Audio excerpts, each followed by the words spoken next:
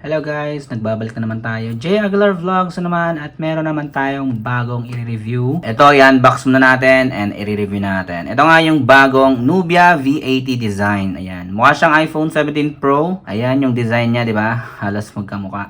So, ito na nga guys. Tingnan natin guys yung pinaka-overview ng phone na to. And ano ba yung maganda rito sa phone na to? Tapos may mga gagawin tayong test. Kung okay ba siya, powerful ba siya enough for your daily driver. Separate na lang yung game test, no? Sa separate video na lang yun. Tapos, mga benchmark test, mga camera test, and yun. Bago tayo mag-start, please subscribe to my channel. Hit the notification bell na rin para updated kayo sa mga ganitong video natin. Start na natin, guys. So, ito nga yung ating low-key iPhone 17 Pro. Yan. So, ito nga guys, yung ZTE Nubia V80 design. And ito yung pinaka niya, box, AI dyan nakalagay. So, AI phone na tong si V80 design. 50 megapixel AI camera, 6.75 inch yung screen niya, size, high resolution. Tapos 120Hz, 1000 nits. Ito yung sa brightness pag nasa labas ka. Okay, ito yung 1 tap AI memory. Bali 8 plus 12. 12 yung extension. IP64. So, buksan na natin guys without further ado. Ayan. Ayan. Okay, ito na phone guys. Ito na yung phone natin and nakabalot siya na ang ganyan. Ayan. So, let's go. May ganitong pang. And ang ganda ng ano. Oh, parang iPhone nga guys. Wow. Yung camera niya guys, parang fake yung isa dyan eh. Tapos ito yung flash niya and Neo Vision ano to. First na muna tayo guys sa mga accessories niya. Yung loob niya guys, ito na. Meron siyang case. Ito, jelly case siya guys. Jelly case. Yan, ang ganda guys. Ayan, pero ayan.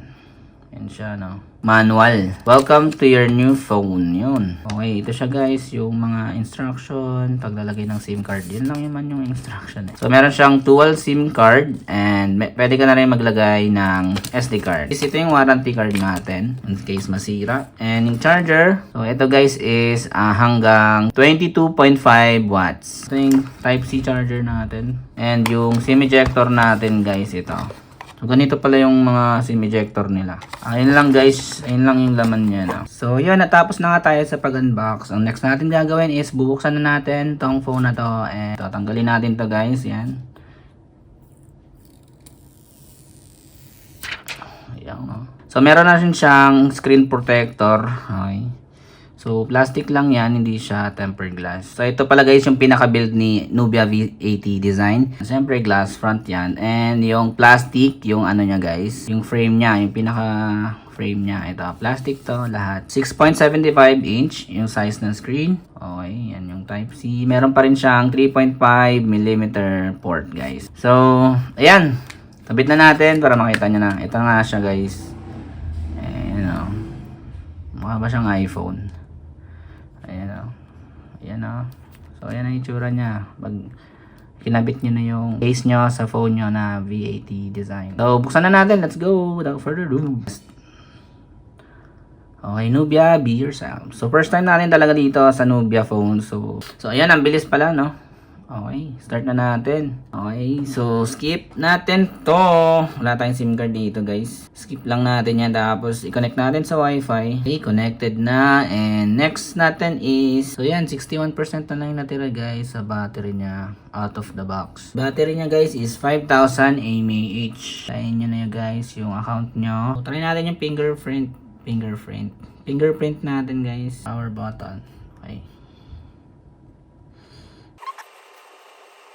Okay, next. Okay.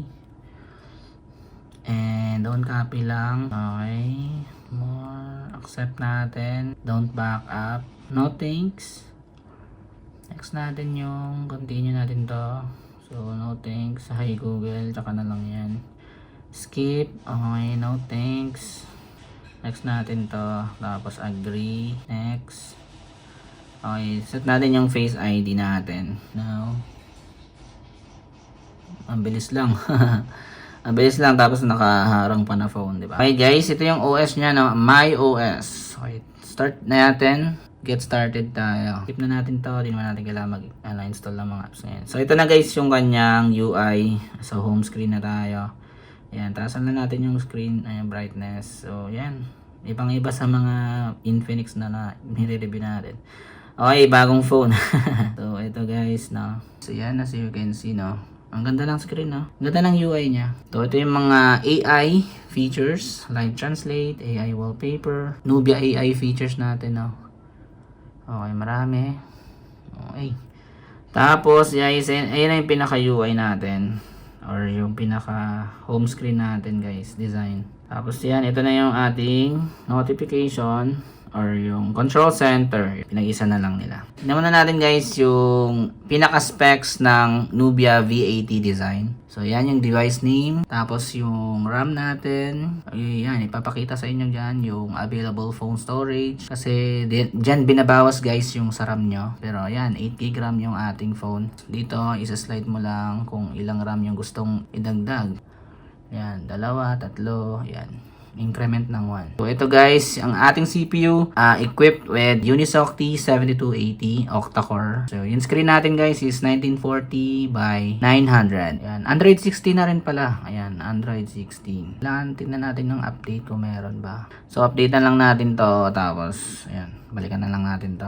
Yung kanyang fingerprint. Ayan, unlocking. Mabilis guys. Responsive. Ayan, nice. Sa face unlock naman. Okay, kailangan pang slide. Okay, mabilis talaga guys, no? So, meron din siyang one tap, guys, parang sa Infinix, ganun. Ito yung one tap niya, guys. Ayan. Isiset mo dyan kung anong app ba. Pwedeng camera, or recorder, flashlight, AI memory. Tingnan nga natin yung AI memory.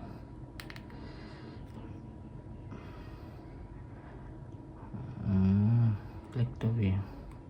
Circle to search ata din tong AI memory. Tapos ito, kung siset natin sa camera, ayan, double tap lang, and magbubukas na yung camera natin.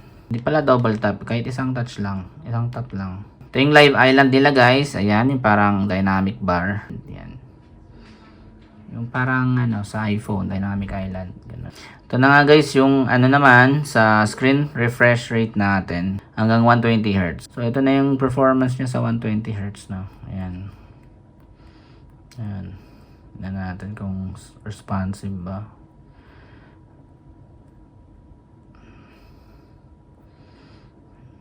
Ayan. Ayan siya. Okay. Yan na guys yung pinaka features natin dito sa ating Nubia V80. Pag-usapan naman natin guys yung kanyang mga Antutu benchmark, Geekbench 6 results, and yung 3D Mark. Unahin natin yung Antutu benchmark. So sa test natin, it got only 408,089.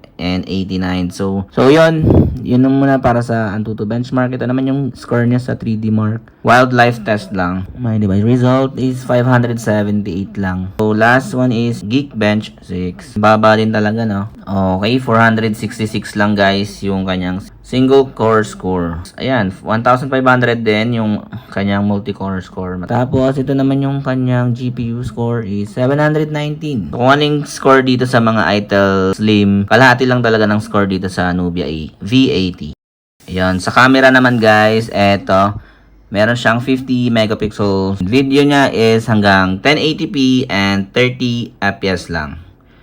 So, ito yung mga sample shots niya guys.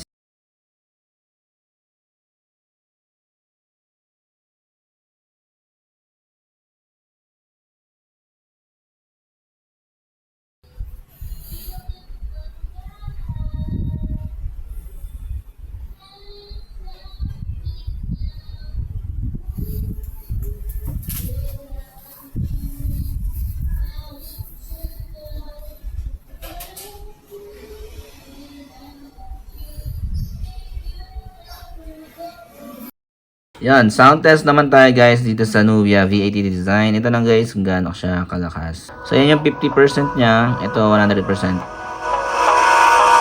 Hold me close till I get up. Time is barely on our side. I don't wanna waste what's left.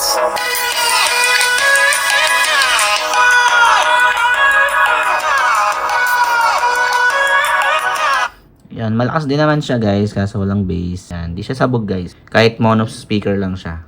Goods naman, may clarity siya. So, dito naman tayo guys sa video test dito sa Nubia V80 Design. Let's go guys kung kaya nito ng 4K viewing. Hindi siya kaya guys ng 4K viewing hanggang 1080p, 60 fps lang. Okay.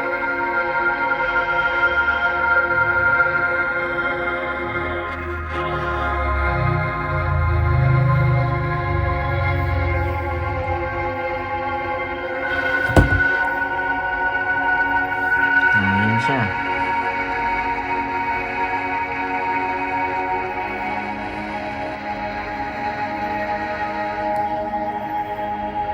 Okay, hanggang 1080p lang guys. So, eto guys, yung ating Nubia V80 design is available on Shopee. Ito guys, yung presyo niya guys. Sa 4GB variant, ito yung presyo niya. 5,399 yung SRP. Tapos yung 8GB guys is, ayan, sold out nga. So, nabili ko siya ng 6,000. 6,500 yung 8GB variant niya. Yan, ililink ko na lang sa description. And, tignan nyo lang guys, nakatag na sa product. So, yan, sa mga gustong bumili nitong Nubia V80 design. Diyan na lang guys, check nyo na lang yung link. Thank you for watching guys. Sana natulong tong unboxing na to ng Nubia V80 design. Yan. Subscribe to my channel, hit the notification bell para updated pa kayo sa mga next reviews and mga unboxing at mga game test. Next upload ko is game test na dito sa Nubia V80 design. Yan, peace. Bye-bye.